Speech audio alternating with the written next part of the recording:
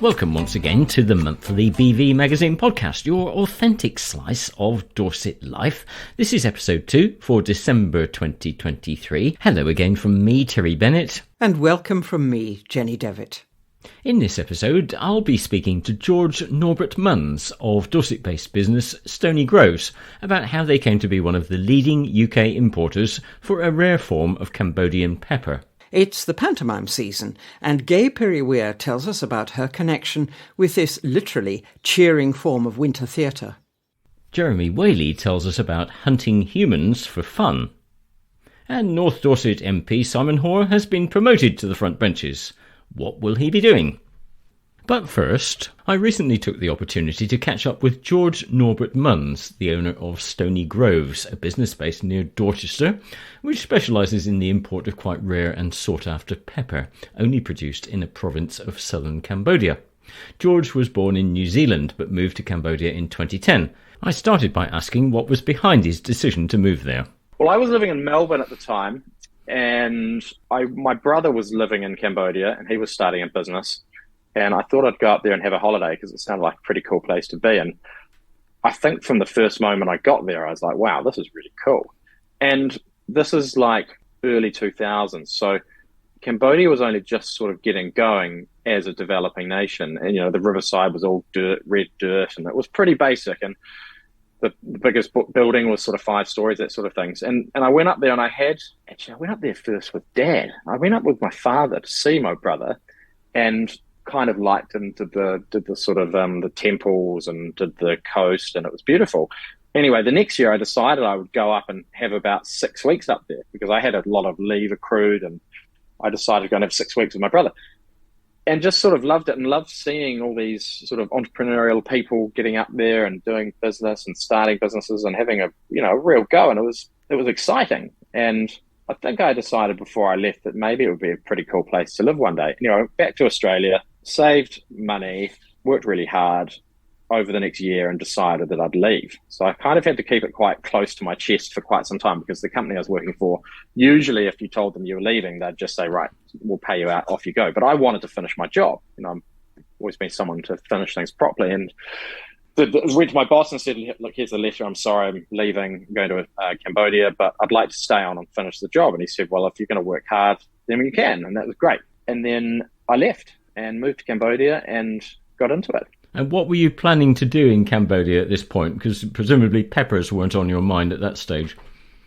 No, initially I went up there to start a resort-type business with my brother. However, as we kind of went through things, the more expensive things started looking and the less appetizing things were. So we started doing bars and restaurants, and we ended up with quite a few of them. And it was great, you know, with lots of staff and lots of customers. And it was a really exciting time in Cambodia, in Phnom Penh, in the capital. And we used to go down to the coast for the weekend, down to Kep and Kampot. And it's a wonderful place with wonderful people. Now, while you were over there, you stumbled across this particular type of pepper called Kampot. Now, I'll admit that I hadn't heard of it, but I'm no chef and probably just my ignorance. But you came across this particular type of pepper, which is highly sought after around the world's finest kitchen. Kampot region produces about 100 tons of Kampot pepper a year.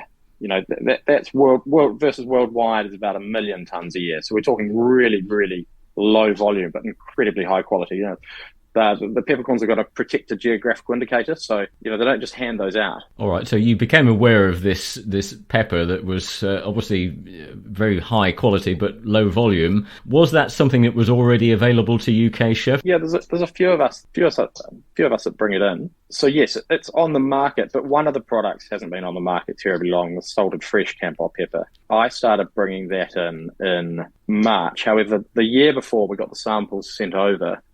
And we had just recently had COVID. Anyway, we tasted the samples and thought it was hideous.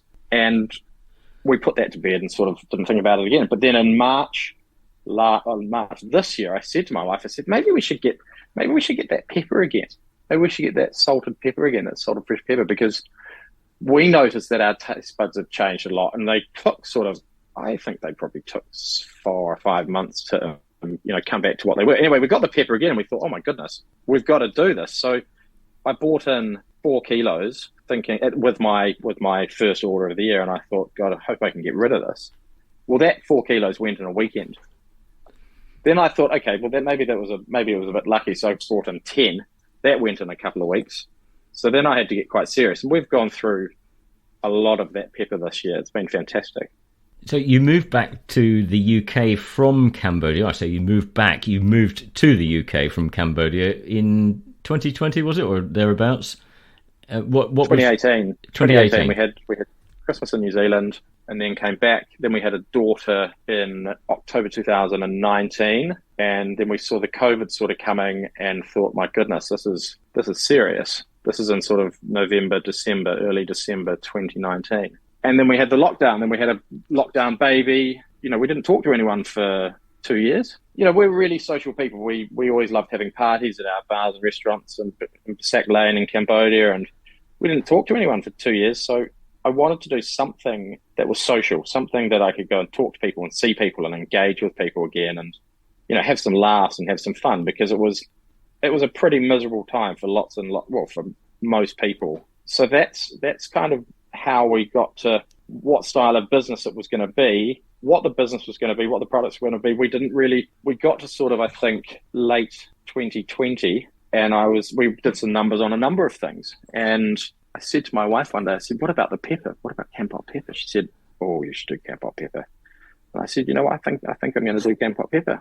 I'm thinking that's what I'm going to do. So I spent the next my wife's a graphic designer, so we spent the next months looking at what the brand was going to be and looking at what sort of style it was going to be. And it turned out that, being a luxury gourmet product, the packaging and the branding had to be pretty smart and clever. So we spent a lot of time on, logo work and branding and that sort of thing to get to where we are today, which I feel is a pretty strong luxury style brand. In about April 2021, we were sort of allowed out again, if you remember, Terry. And I hadn't been able to take my daughter. We hadn't been able to take our daughter to the beach because of the lockdowns and that sort of thing. So then I think it was about April. Anyway, we went to the beach and got to the beach, and there was a ledge going down to the beach, which was about 1 meter high. Anyway, I sort of popped off onto the beach with my daughter and got her shoes off, and literally so excited because I was about to get her in the water. Never been in the sea before. And I heard this almighty scream, and I thought, oh my goodness, that's my wife, Ellie, screaming. And I turned around and she was lying on the ground. So I ran to her and thought, oh my goodness, she said, I've fallen off the cliff, off the ledge. So I picked her up and moved her very slowly and noticed that she had a gash in her head, a big gash. Anyway, what transpired was I drove her to the hospital. We decided that she was okay. But as a result, she actually suffered some pretty bad head trauma and slept for 22 hours a day for weeks and weeks and weeks. So I had to drop everything to look after Annabelle and had to delay the launch of the business until such time that she was better, that she could look after our daughter and I could go back to work. And that took months and months and months. So we ended up launching the business at the Poundbury Food and Arts Festival in August of 2021. Okay, so it's still relatively new. You made the point earlier that the supply of this particular type of pepper is quite limited internationally. Do you have any problems getting it? No problem getting it. We've got a great supplier, and we work very close with them, and they're fantastic. We're lucky. We're very lucky to have a great supplier. And who do you typically supply to? Who are your customers? Well, I started off the business for the last 3 years has been all about getting in front of people at markets, food festivals, and food fairs, because online marketing, from my experience, is quite expensive. Whereas to get a pitch at a food festival is relatively inexpensive. As long as you've got a good product and your turnover is good, then it is inexpensive. There's no cost for me for staff time because I'm only me. But we're now sort of moving towards more trade and hopefully some wholesale. So we've been getting it in the hands of people like Matt Aid, Gordon Ramsay's right-hand man. Lorna McNee now takes pepper. She's a Michelin star chef.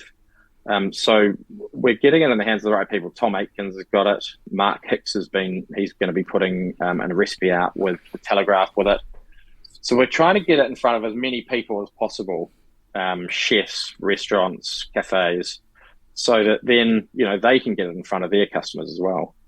And for those of us who've never sampled this particular type of pepper, what's special about it? Just tell us what makes it stick out from every other pepper.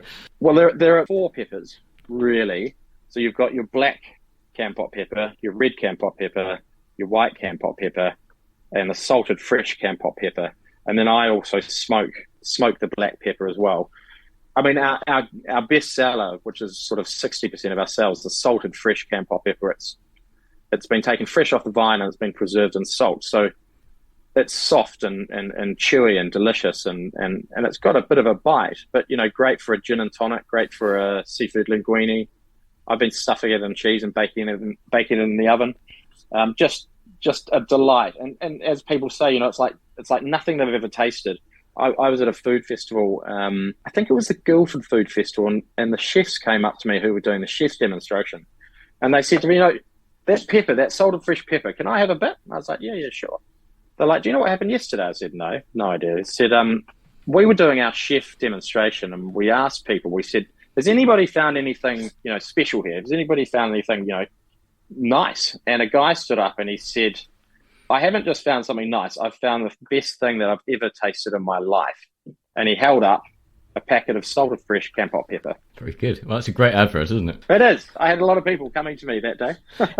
Is it desperately expensive? You can buy 100 grams of pepper at the supermarket for £1 for £1. My salted fresh Kampot pepper is £22 a pop, but it's 60% of my sales this year. People say they just have to have it.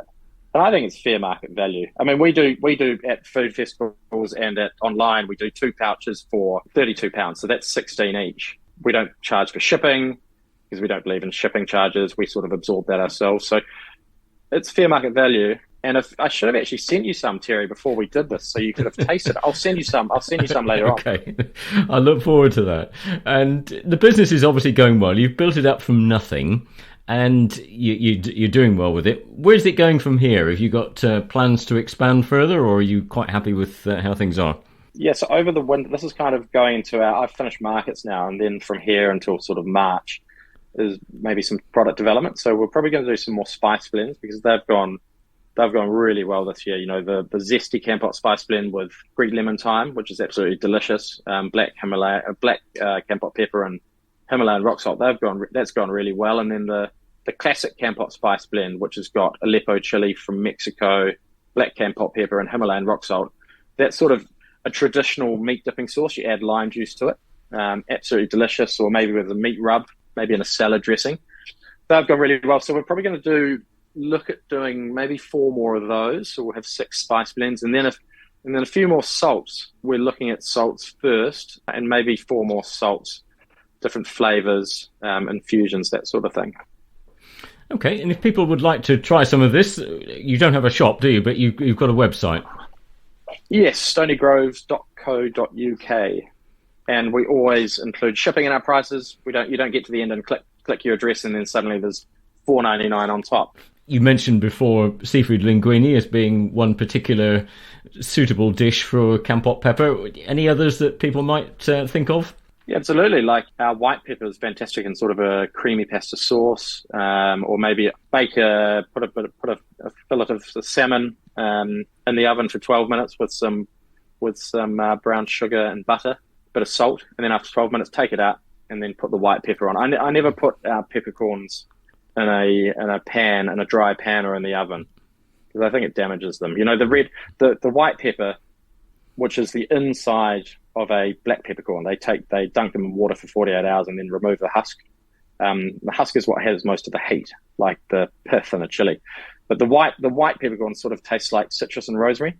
Absolutely delicious. The red pepper I use with some mashed potato, maybe some rice. I do a little fun salad because that's the red pepper is sort of sweet like dates and honey, but it's quite hot on the palate. I do quite a cool sort of summery salad with some mozzarella, watercress, balsamic glaze, olive oil, strawberries, Himalayan rock salt, and that red pepper to give it a bit of heat. It's quite cool. And then black pepper, I use a lot of black pepper. I'd probably go through 100 grams of black pepper a month. In a gravy, 25 turns of red, 25 turns of black. Put black over eggs. They're delicious. I mean, they're all they're all so special and they're all so individual, but they come from the same plant. We're recording this just before lunch, and you're making me hungry, George. That's what my customers say. They say, "Can I come and eat at your house?" And I say, "Absolutely, anytime." Anyway, George, thank you very much for telling us about the business and the joys of Kampot pepper. Thank you very much, Terry. Thank you. Thank you. That was George Norbert-Munns from Stony Groves, and their website is stonygroves.co.uk, Stony being Stony, no E in it. I should add that there's some great photos of the Kampot pepper and the fields in which it's grown in the online edition of the BV magazine. December is, of course, the month when the pantomime season is in full swing. Going to a pantomime and seeing our familiar and favourite characters, seeing all the wonderful costumes and sets, and joining in the fun with the "it's behind you" and the "oh no it isn't," and groaning at the terrible jokes, is a great way to take our minds off the gloomy and dark winter weeks. And these days, the panto season stretches right up to Easter and beyond. Gay Pirrie-Weir knows a thing or two about pantomimes. She's been to rather a lot of them over the years. I asked her why she's such a fan. Well, I don't think it's being such a fan. It's just over the years I seem to have done a huge number. I mean, I remember going to the first one at the Pavilion in Bournemouth when I was quite a small child, and it seems to have happened ever afterwards. And why it is now is that once, very foolishly, while I was working for the Western Gazette, I said very sort of grandly and pretentiously, "Oh, I believe that all pantomimes should be covered by the local press because they do so much work. You know, they raise funds for village halls and the roofs and things like that." And I have lived to regret it. There was one year when I did 34 pantomimes, which was a little. And you bit never too wished much. to see another one? Well, for a long time. Not quite that, but it did seem a bit excessive. Also, it's hell on your throat because I do believe in joining in, and by the time you've joined, you've yelled behind you, and "oh yes he is," and "oh no he isn't," and hissed and booed enough, you do become quite hoarse by the end of it. So you created a rod for your own back then, didn't you, Gay? Absolutely, I did. Absolutely. So there was a time when I would literally after Christmas, because you do all the professional ones before Christmas and the amateur ones after Christmas, and so I'd find myself going out over Somerset Levels and goodness knows where, out into the fog and the snow, sometimes into late March or even April, and they start ever earlier. They start now at the end of November, so there's a lot to do. But it is a uniquely English tradition, isn't it? It absolutely is. I was taken once to a pantomime in Sacramento where they thought they'd got it right. They wanted to do a sort of an English thing. And they'd been told that the origins of pantomime are commedia dell'arte, so they had actually all dressed up in medieval outfits, and they didn't get the idea at all. It was very strange. No, it's very English. So what's the origin of the pantomime then? Well, I think it does come from this commedia dell'arte, but also from the working men's clubs, in the north. So the broad comedy that comes from the dames has evolved over the years, and it is now there are all sorts of different dames. There are the sort of the very great ones, who obviously were Victorian, and now they've come through television comedians and people who really want to dress up. So this year we have locally blokes who want to dress up as women. Dress up as women, which was a different thing. So that some of them we have drag queens this year. We have some of the RuPaul people who are coming in to do that. And I first saw Danny LaRue as one of the Ugly Sisters at the Pavilion in Bournemouth years and years ago. He must have been wonderful. He was fantastic, absolutely fantastic. And we were lucky. We saw Jack Tripp, who was probably the greatest dame of the 20th century.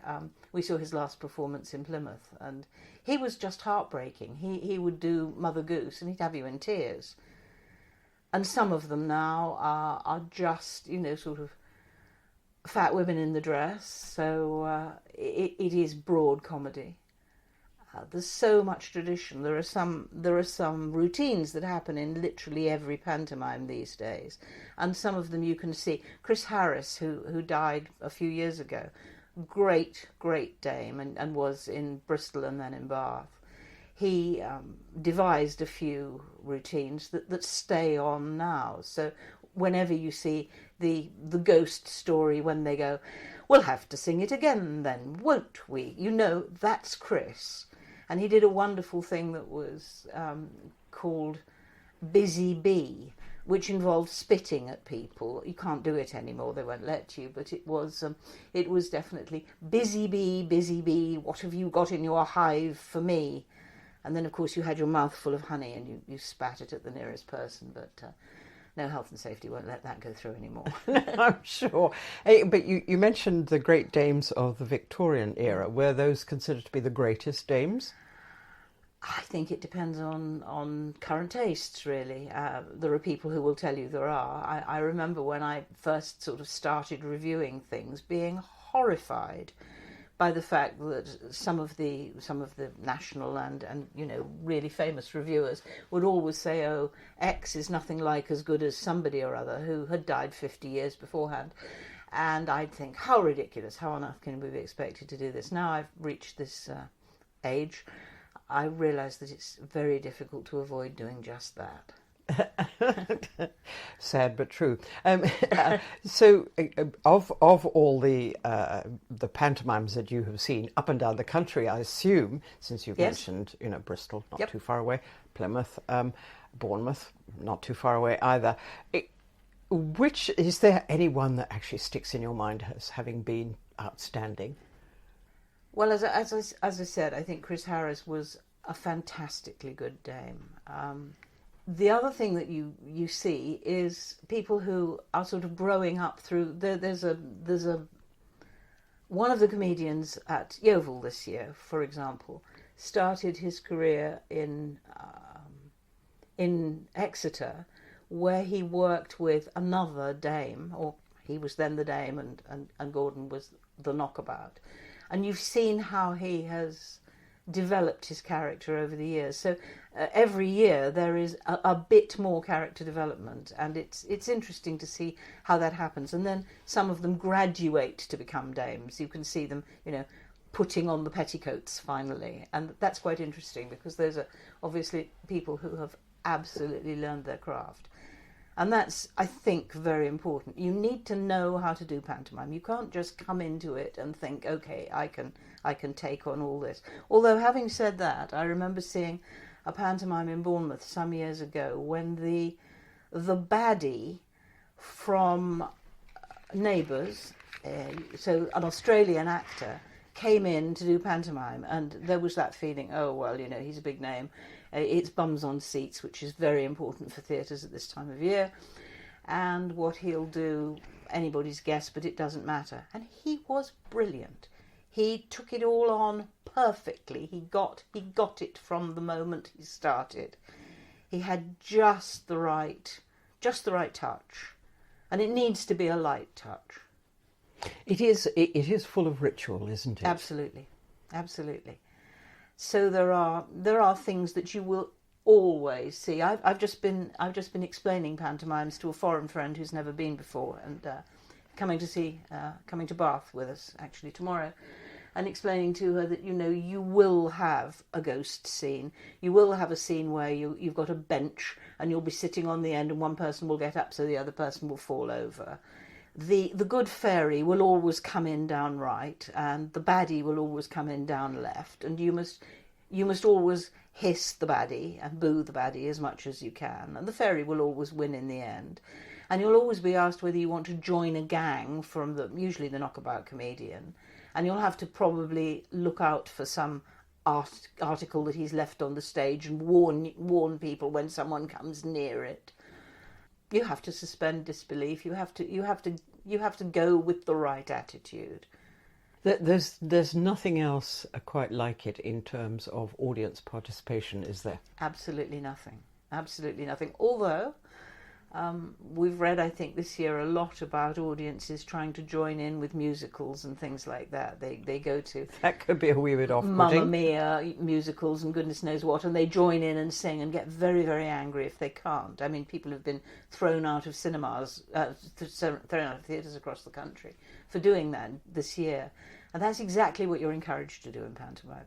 And it is usually the first time that kids go to live theatre. So I do believe that it needs to be magical so that they will get a love of this sort of performance. But if they start now thinking, well, we join in with every song that's coming, bit of a problem. I have to say, Gay, that there is one person I would love to see in a pantomime, and that is, of course, Craig Revel-Horwood from Strictly. Yeah. I bet he's absolutely splendid. He's apparently wonderful. You haven't seen him? I haven't seen him. He has done 2 reasonably locally in the last few years. So I think it was quite interesting after the lockdown because, of course, that changed everybody's lives. And you didn't go to pantomime. And there were murmurs as to whether or not it would come back strongly. And happily, I think it has. So people are still going and still, yeah. There was one thing I was going to mention to you. I remember some years ago going to a pantomime in Salisbury, and there's always a pantomime song at the end. Well, what happens is, the romantic duo get together, and then everybody has to go off the stage and change into their what's called their walk down outfits, so they come down at the end for their applause. And during that time a song is sung and people are dragged up onto the stage and asked to sing and asked silly questions and things like that.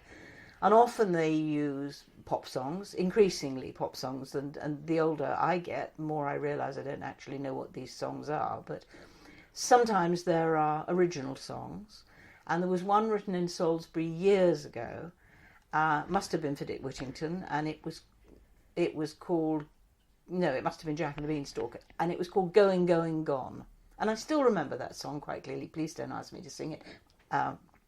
But it's one of those things that have absolutely stuck in my head, and I wish more people would use this song because it's so good. It's so much better than the advertising songs which you get. You have ones where every fast food joint is put into this, and you all have to stand up and pretend you're a Pizza Hut or a McDonald's chicken or something or other, and that's what you're supposed to do. I like the original ones.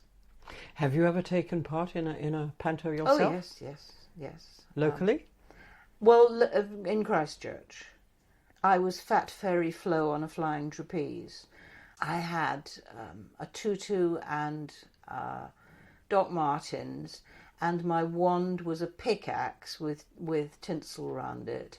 A genuine pickaxe? Yes. Oh, health and safety wouldn't allow that now, surely. No, that was a long time ago. And also we wrote a pantomime when Christchurch's Regent Centre, when it was bingo hall. Well, it was a theatre and cinema when I was a small child. I was brought up in Christchurch, and then it became a bingo hall, and then it was closed down. The council took it over, and I was one of a committee. We opened it as a theatre and arts centre again, and I wrote the first pantomime, which was a Cinderella, and that was a long time ago. That was in the late 80s, and we had a friend who was an opera singer, and we put some opera in there. She played Cinderella. And now they do it in all sorts of pantomimes, but I think maybe ours was first, I don't know. But it was incredibly successful. It really was. They were great. The cast were fantastic. We had a lot of local people. We had a little boy who played something or other and had to sing Where Is Love? No, he was a mouse, that's right, and he had to sing Where Is Love to Cinderella, so it was a bit off the wall.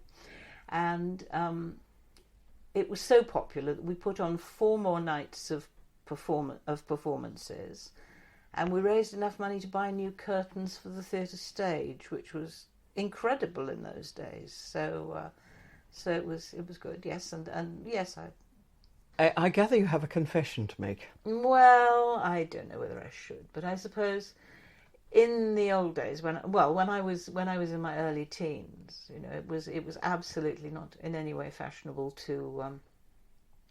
to talk about sexuality and all those things as it is now. And so the first time I fell in love was with a principal boy, who were always played with by girls in that time, in a pantomime in Bournemouth. And she was a German actress, and she had a red car, and its number plate was VYK 543. Isn't that ghastly still to remember it? And I remember coming home being completely and utterly enraptured. And my father, who had lost most of his first family during the war, I was telling him how wonderful it all was, and he said, the only good Germans are dead ones. So it kind of... I remember bursting into tears and running away and crying and not being able to speak to him for days. But I think perhaps that degree of ambiguity was a release for me at that stage. So would you describe yourself, since you go to so many pantos, as possibly a panto queen? No, a dame. A dame? I am actually working towards a damehood. I think that if I were to get some sort of title, it would be the only one I could have, because I've probably been to 500 or more pantomimes, probably a lot more actually, over the years, because I have been reviewing them in various forms, all over this area, in Cambridge, in Kingston when I was working there, and yeah. Gay Pirrie-Weir, hoping to become a genuine dame, not a pantomime one. Hunting Humans for Fun by Laura Hitchcock.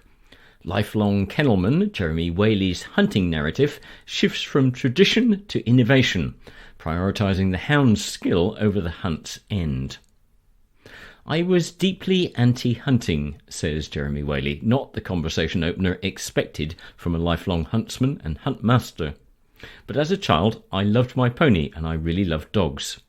At the yard where I kept my pony, there were children who hunted, and I'd see them come back muddy and tired, but they always had that look in their eye that said that they had the best day. Eventually they persuaded me to give it a try, and I was just fortunate that I was out with the huntsman Jim Bennett and the old Berkeley pack. It was a spectacle, the horses and the chaps in their mustard coats, but most of all, I instantly recognised that one of these men had a magical, and I mean that literally, bond with all these dogs. They were all looking at the huntsman and listening to him. It was spellbinding. Then we moved off, and I watched that man working all those dogs, off leads, running around barking, and yet they were still under full control. I was hooked. I was an academic and sporting failure. Horses and hunting became my mental lifesaver. Jim was a professional huntsman, and I was lucky enough to hunt regularly with him throughout the rest of my childhood and my early adult years. He taught me and showed that it was hound work and the relationship with his hounds that was important to him, not killing foxes. Just as, for a farmer, raising animals is a passion and the killing of those animals is merely a necessity for feeding humans, it was only ever about his love of hounds, never a passion to kill a fox. That was what set me on the path to 23 years hunting with foxhounds. Like Jim, I loved the hounds, but I never enjoyed killing the fox. I was master and huntsman of the New Forest, then the Chiddingfold, Leconfield and Cowdray, and then the Berwickshire Foxhounds in Scotland.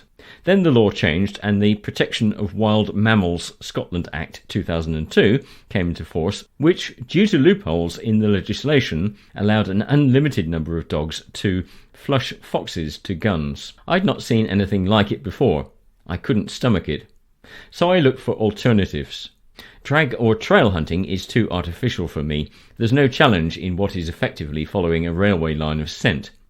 Then I saw Nick Wheeler from Cockham Bloodhounds, one of the oldest bloodhound packs in the UK. I went out with them, loved it, and realised it was my answer. Hunting humans with bloodhounds is referred to as hunting the clean boot. It's not fox hunting by another name. They're completely different sports. Just as somebody who's good at squash may not enjoy tennis, clean boot hunting with bloodhounds is a sport in its own right, with its own skills and challenges, says Jeremy. The point is, the hunting of most wild animals with hounds is illegal. It doesn't matter if it was bad law. It is what it is. It's not going to change, and if we want hound sports to survive, we need to not only move on and hunt within the law, but to do so in a way that seeks to impress and educate the average tolerant man, woman, or any other of the myriad genders that currently exist on the Clapham omnibus. I started the Borders Bloodhounds hunt in 2002, and the more I learned, the more I loved it. Due to a change in circumstances, I had to move back south. So I found kennels to rent and brought the hounds with me. I started the South Down Bloodhounds, the SDB, in 2004 on an absolute shoestring budget. One day we had 126 riders turn up, and we realised we really needed to set up a booking system.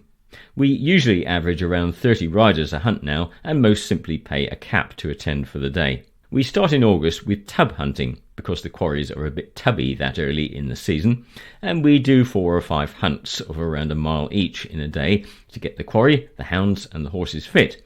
We have the formal opening meet in the middle of October, and by then we will have 3 or 4 longer hunts of 2 to 3 miles, up to 5 miles if I can manage it.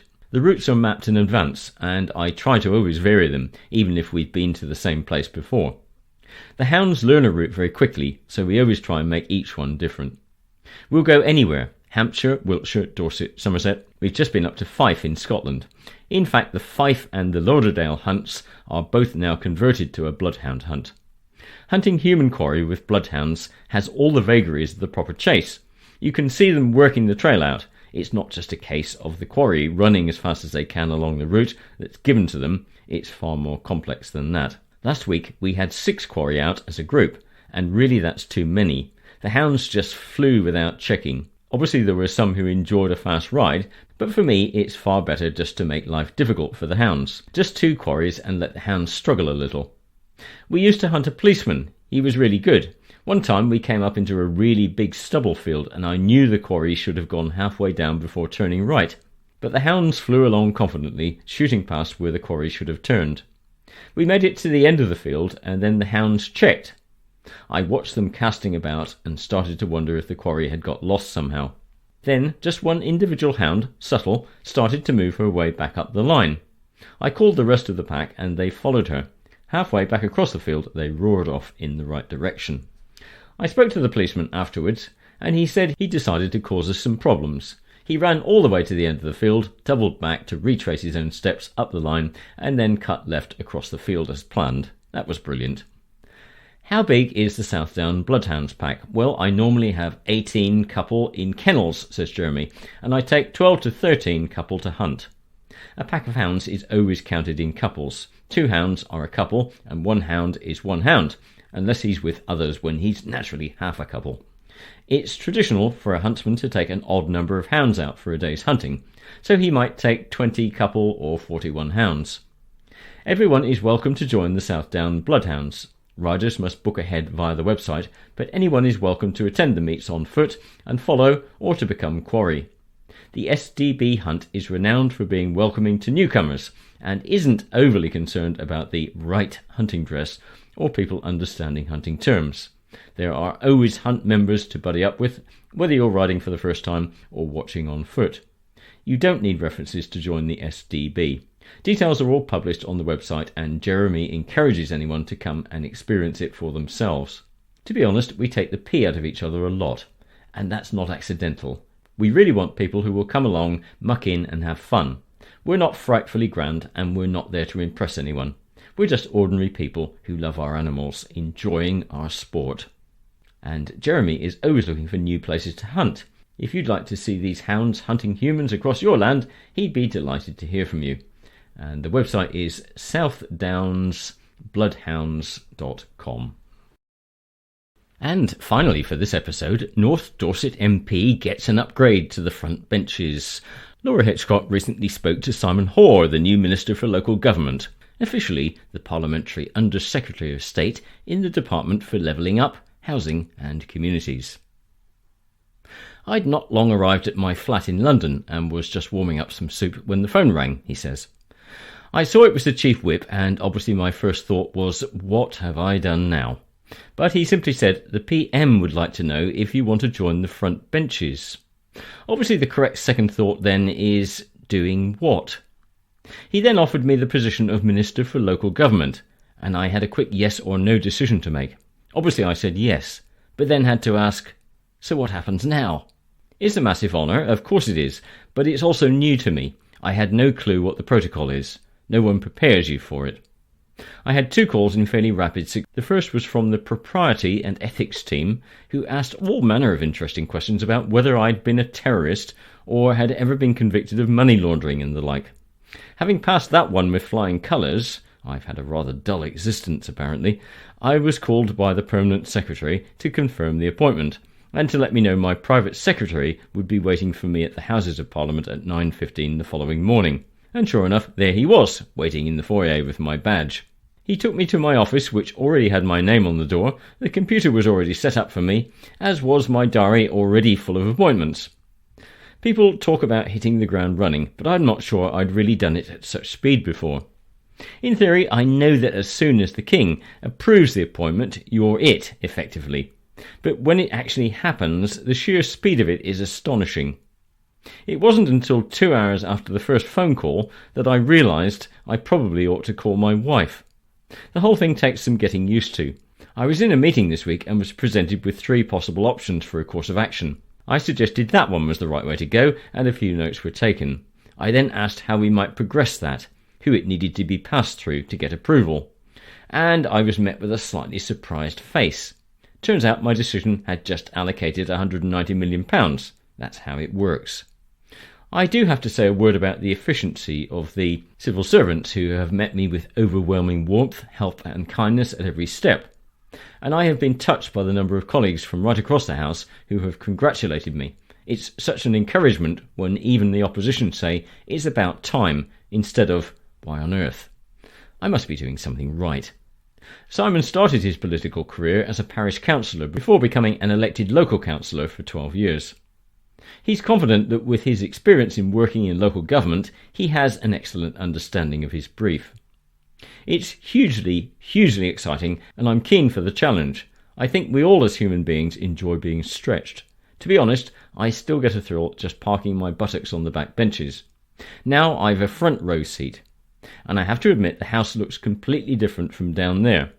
Instead of looking down on it from up the back, I'm inside it. It's much smaller and far more intimate. But I cannot forget that I'm only here to do this job because I was first elected by the people of North Dorset, and my first duty of care has always been, and always will be, to them. In France, a civil servant is placed into a constituency when an MP is promoted to look after matters previously in his care. But we don't do that in England, and rightly so. I think it's so important to stay anchored and connected with your base. It's enormously important in everything we do. But what exactly is the Minister for Local Government actually responsible for? What will the new job entail? It's a vast remit, says Simon. I'm now responsible to Parliament for local funding, special educational needs, in partnership with the DOE, of course, adult social care, planning, alongside the Planning Minister, election law, ensuring systems are in place to guarantee public confidence in a democratic vote, preventing any "we was robbed, it was rigged" shenanigans in the UK.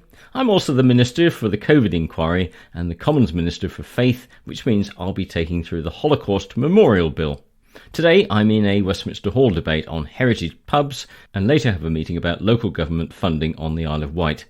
But I like to be busy. The devil makes work for idle hands and all that. I think we all like to be busy, don't we? Just as long as we get tangible results.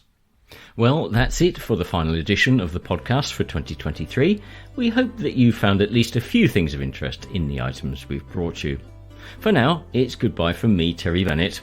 And until next year, it's goodbye too from me, Jenny Devitt. And we both wish you a happy and prosperous 2024.